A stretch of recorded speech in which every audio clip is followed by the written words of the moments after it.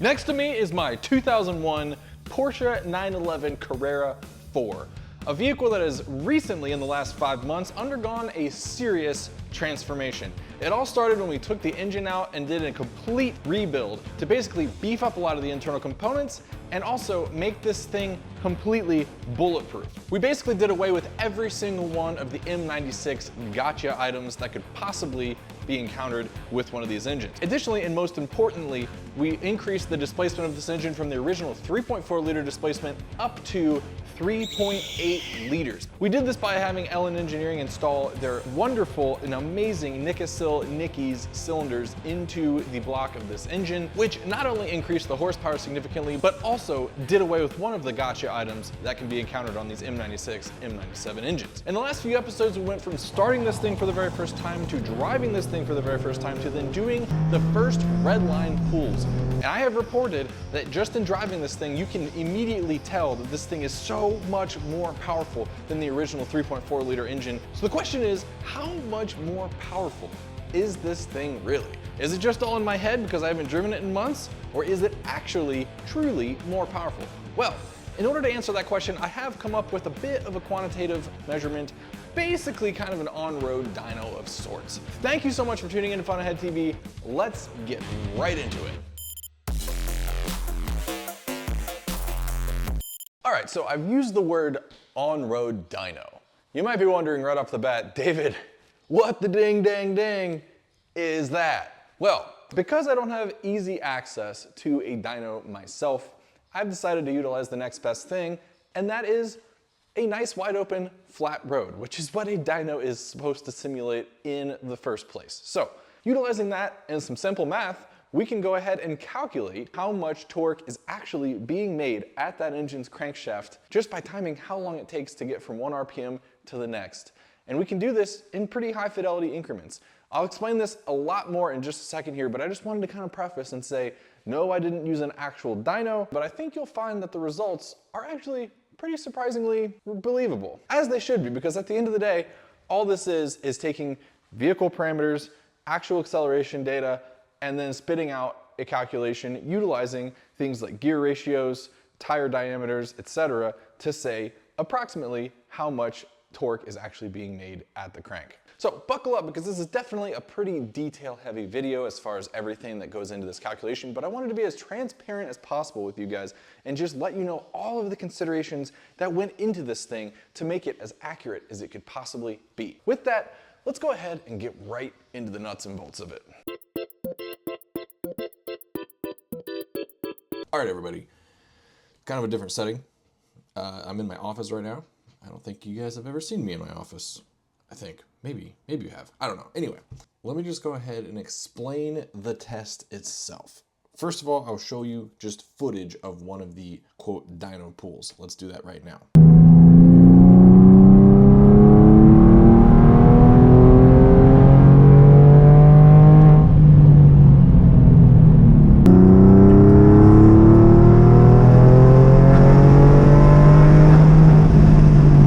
So as you just saw, I started at about 3,000 RPMs and went up to 6,000 RPMs.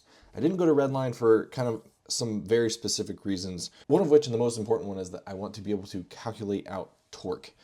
And not so much horsepower, but torque. So what is the actual torque improvement in the mid-range? And using torque, we can then calculate horsepower in a given section of the RPM range. Second of all, I figured that the post-rebuild runs would be during break-in, and I didn't want to be going and doing a bunch of redline pulls when I'm still kind of trying to break in the engine. But the main thing here is finding the new torque peak, and that occurs somewhere in the 4,000 to 5,000 RPM range. So using these kind of pools, we're going to be able to gain an understanding of what the torque improvement is from the 3.4 liter to now the 3.8 liter displacement engine. Next, I did use third gear. The reason for this is kind of a balance of acceleration, rate, and speed. So given that I'm doing this testing on a public road, I didn't want to use fourth gear. Fourth gear would have been ideal because then it's a slower acceleration and I can time the increments of every 200 RPMs a lot more easily. But also by the time I reach 6,000 RPMs in fourth gear, I'm cooking. Actually, I don't even have it on here, but I'd be going in the hundreds for sure. Not trying to break the law, that many times when doing multiple runs for such a test. Also, if I were to use like second gear, the acceleration for that would just be all out too quick, and it would be hard to kind of get that fidelity. And so on the note of fidelity, I did utilize the marks on the tack that are every 200 RPMs. So in this data, you'll see that I basically timed how long it took to increase 200 RPM increments.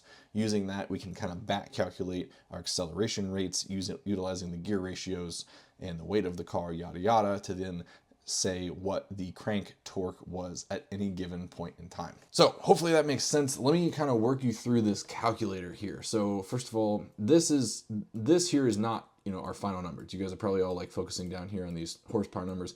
This is just to make sure that I'm kind of within range here and making sure that I'm making sense. So you can see I'm utilizing things like the vehicle mass, and we'll talk more about that in a second.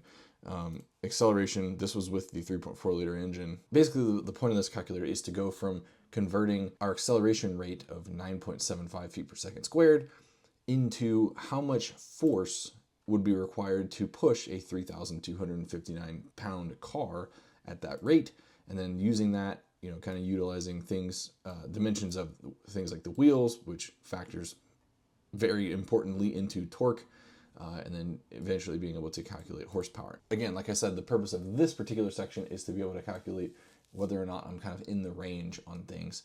And typically cars have about a 15% loss throughout the driveline, meaning the transmission and differential.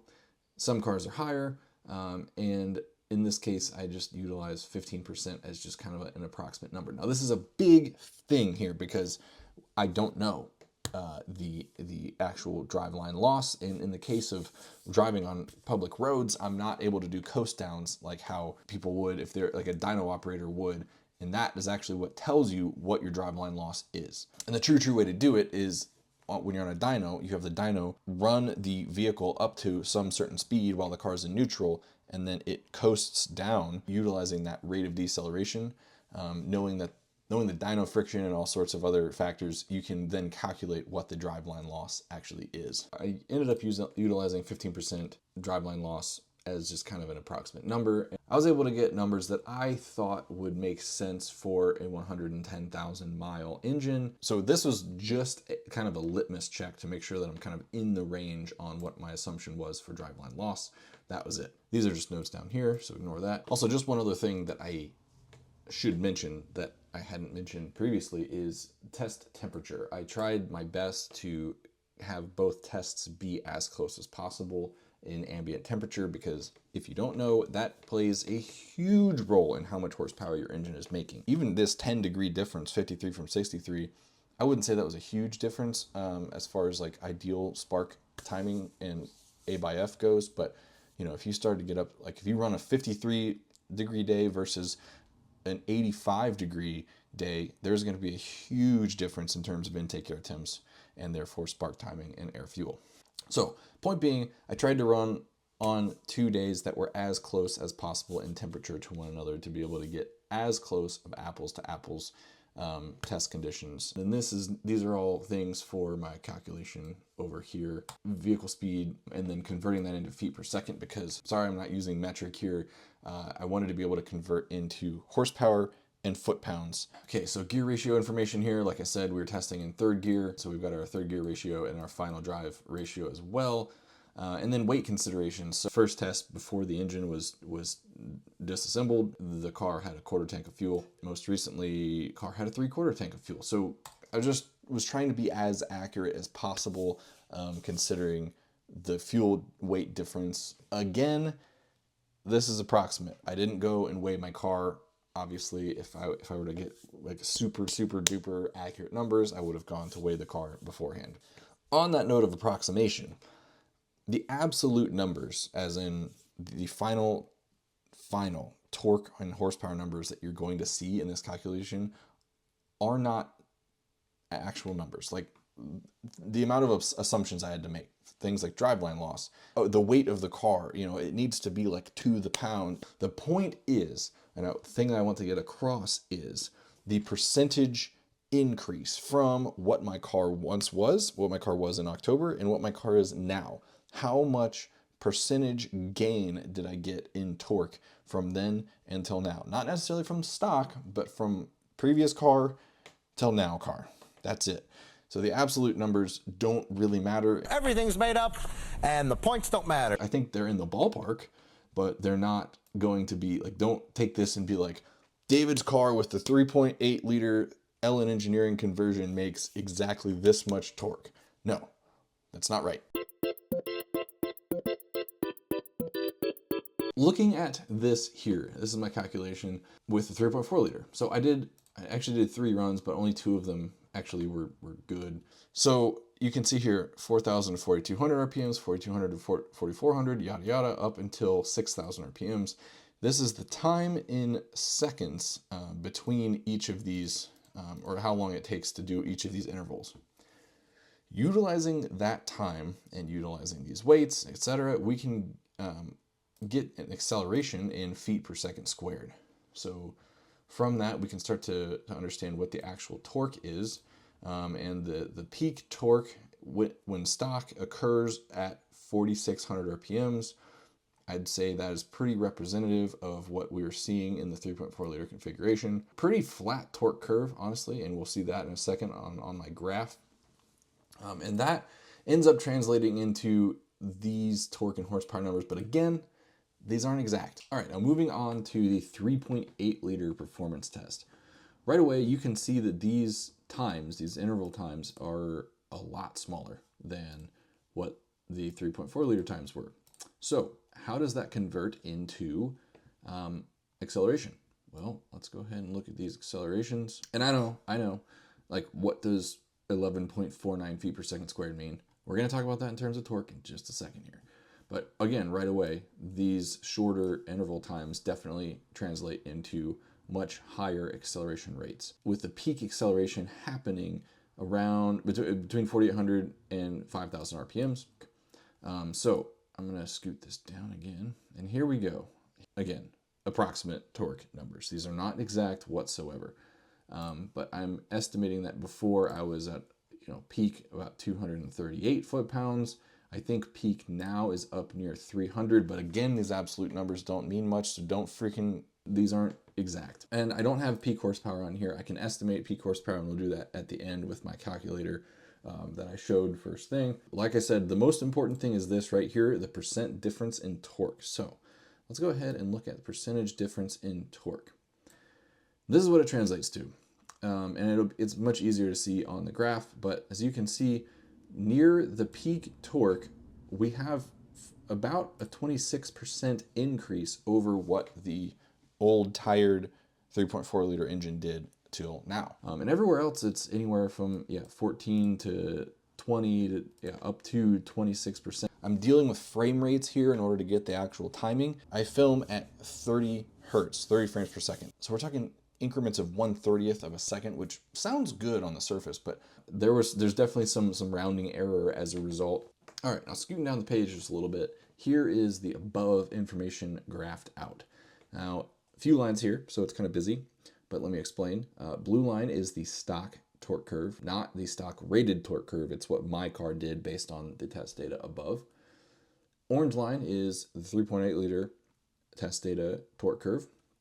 And the gray line graphed on the right side y-axis is the percentage difference. As much as it's nice to look at these torque curves and see the difference between the two, it's kind of cool to be able to look at this percentage difference and just see like where it's just visually where are the biggest differences. The original torque curve is definitely representative of the actual rated stock torque curve. Peak occurs around 4,600 RPMs. However, it's a huge plateau, and I always kind of did feel like the torque curve from like 4,000 to 6,000 really was just really flat. It left a lot to be desired, quite honestly. I mean, a decent bit of power, right? I mean, but it wasn't like wow, right? And now with this new torque curve, you can really feel the thing take off 4,000 RPMs. You can feel this increase right here up towards 5,000. It's such a nice build, but it also just feels consistent. Like it's a build, but like it feels like it just never trails off. Not like the new engine's overwhelming, but it's just, you feel like you've got just so much more power at your fingertips, and It's nice. So anyway, that is this information graphically. That is my road dyno. I hope that kind of sheds some light on, you know, the power increase feeling like I've been trying to talk to you guys about in the last several videos. Again, the absolutes, as far as the absolute numbers, they're not representative. There are, what, 3 numbers that I actually had to assume that are very critical in order to arrive at these torque and horsepower numbers: vehicle weight, tire diameter, which changes, and the powertrain efficiency loss. All 3 of those can affect these numbers in a huge way. So again, don't take these numbers as absolutes. They are not. But I would go as far as to say they're ballpark. What is important and what doesn't change when you change these factors is how much the percentage increase changes. Of course, the weight is going to from test to test, but assuming that I'm ballpark right with my weights, the percentage increase is accurate. And that actually gives a much better idea, in my opinion, for how much of a power gain that we saw. 25% more power. I mean, that's not insignificant out of the same chassis, out of a chassis that I've been used to driving for years and years, and now has 25% more power. Dude, I'll take it all day. All day. Also, one last thing, and that is, as promised, I will go ahead and plug into this initial calculator that I made what the results were with the 3.8 liter engine to calculate peak horsepower. Now, again, I hate to kind of do this because the absolutes don't mean much here, as I've said 50 times so far, but just for fun, let's just go ahead and see. Let's go ahead and plug this in. So our weight, test weight for the 3.8, 3,311. And then our peak acceleration, which happened at, where was that? Okay, peak acceleration happened between 4,800 and 5,000 RPMs. It was 12.05 feet per second squared. And that actually is a rounded down number due to my frame rates. It was actually a little bit higher than that, but it seemed a little too spicy. So we rounded it down just slightly to make it more realistic. Again, the error in the frame rate rounding. So 12.05. That gives us, if we follow the same torque curve degradation as the stock torque and horsepower rating, then that would give us 342.69 horsepower at 6,800 RPMs.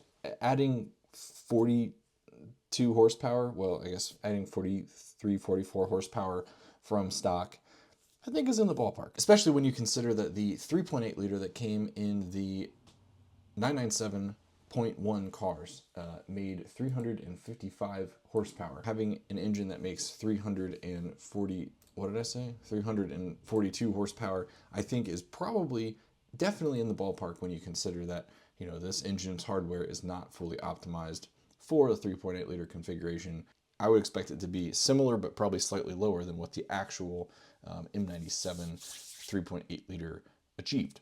So again, this is a litmus check. This is not going to be an exact number, but I don't know, it's probably not too terribly far off. Well, everyone, and just like that, there it is. I hope you guys found this at least somewhat informative, and I think you'll find it, you know, to be fairly believable. As you saw, a lot of things went into this calculation to make it as accurate as it could possibly be. And honestly, you don't need an actual dynamometer to be able to get some actual rough ballpark torque numbers on your own car. And as far as this car goes, call it on average about 20% power increase across the board, plus the fact that we've got a nice ramp up towards 5,000 RPMs in the torque curve, as opposed to being completely flat across the top of it. I'm so psyched to find out that my numbers represent what my butt dyno was feeling. Plus, it's pretty cool to know that this car is making basically what the M97 3.8 liter outputs to the crank.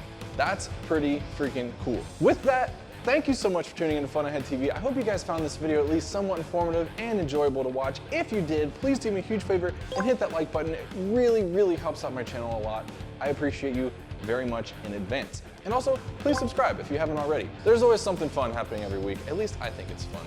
I don't know, I think we have a good time, right? Thank you all so much for tuning into Fun Ahead TV. I appreciate each and every one of you. Yes, you, I'm looking right at you. And I will see you all, hopefully, in the next video. See ya. Just a quick reminder, super high quality Fun Ahead TV merch is available on funaheadtv.com right now. So head on over to funaheadtv.com and get yourself some today. Thank you so much for supporting the channel. Also, thanks so much for watching that video. If you want to see even more great Fun Ahead TV content, please click the link right here. I'll see you over there. Oh la la.